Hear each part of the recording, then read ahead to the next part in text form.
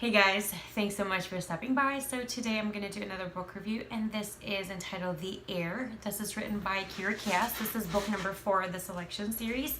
If you're new to my book review videos, what I typically do is give you information from goodreads.com and then we go from there. So this is the cover. This is, I don't know how to say her name, Edlin? I guess Edlin. Okay. This is rated 3.83 out of 5 stars from Goodreads.com. Princess Edlin has grown up hearing endless stories about how her mother and father met.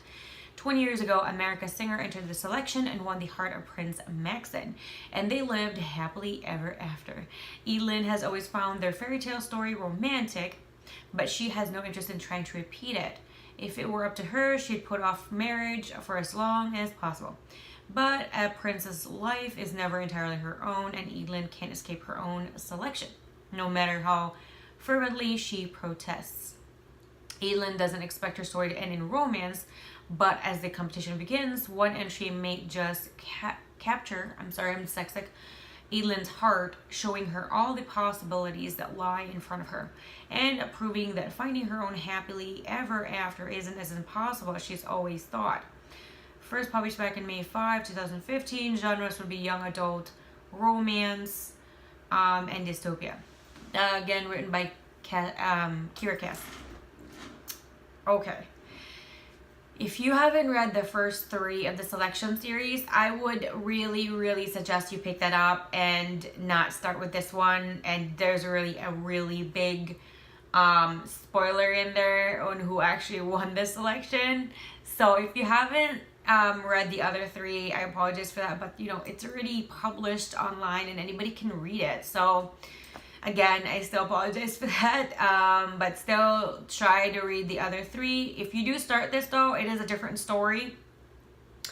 I don't think you necessarily need to read the first 3. I think it's just like a great added bonus when you read the first 3, and also it is a series. So I think there are situations in this book that are definitely already been it's already been mentioned in the first 3, so you're not gonna go what, like you don't have a lot more questions if you have read the first 3. Anyway, this had a lot of mixed reviews, and I completely understand. When I read it, I was really excited because let's see, when I read it, I just finished the 3rd book, I think. Yeah, that's what happened. So I was really, really excited and really happy, and I wanted to know what happened after, all that great stuff, and you always want to know what happens after. I don't know, and this is a very popular opinion, I think, with a lot of people who's read the book. This was a really big disappointment for me. And I think because, let me explain. I think because when you fall in love with America's Singer and Maxon, or Prince Maxon, and how America's Singer was and how strong she was, and she was just like this very, I don't know, she had like this presence where she didn't really expect a lot, I think, and she just has that, her personality was just really magnetic. With Edlin, and after thinking about it, after reading it and thinking about it, you can't really compare both, because Edlin grew up in royalty, in a palace as a princess. America's Singer didn't. She grew up, far from in royalty, far from getting everything handed over, far from having, all this financial security, and never have to worry about the small things like eating or having a roof over their head or having clothes, things like that. Edlin, though, she didn't have that, and I think that did build character for America's Singer, just because she was always put in a situation on a daily basis that was completely different from Elin, I think. And I think that is why I believe even me, I kind of expected a lot of America in Elin, and I think a lot of people did as well. And you also have to think that Elin is a completely different character. Just because her mother was this way, just because her father was this way, doesn't mean that she's going to be that way entirely. She's a completely different person, completely different character. So I think it was just a lot of getting a lot of things against her because of that, because everybody fell in love with Maxon, everybody fell in love with America, but Elin was new. You know what I mean? Like, you already have these expectations because you believe you know so much about her parents, and you kind of expect a clone in a sense. And I don't think that was fair. And I did have those feelings too. I mean, I'm not innocent in that fact. So I think if you have read the first three, I would advise to keep this an open mind and just, tell yourself that Elin is a completely different person. She is not Maxon. She is not America. She is Elin. That being said, this was very entertaining. There were a lot of fun moments, a lot of funny moments, just like the other three books were the same like that. Very cute.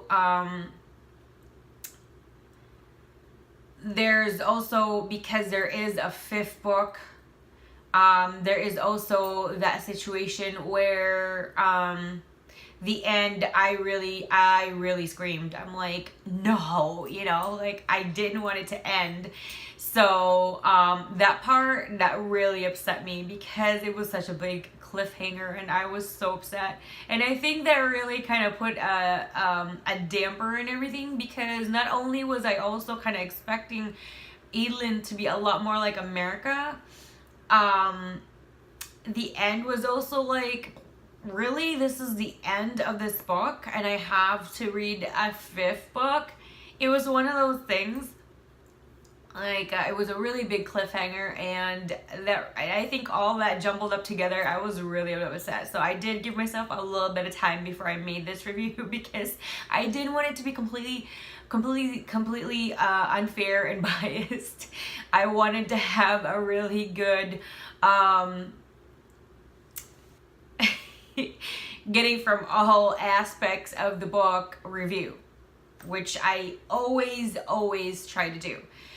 So, I do still recommend this, and I do strongly advise to just also keep an open mind, because if you already go into this book and you're expecting so much that you're expecting her to be exactly like America, or a lot like America, or a lot like Maxon, this will be like you're putting it up for failure.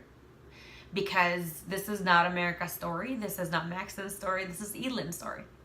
So put that in perspective first, and then read the book, and you will see how great the book really is.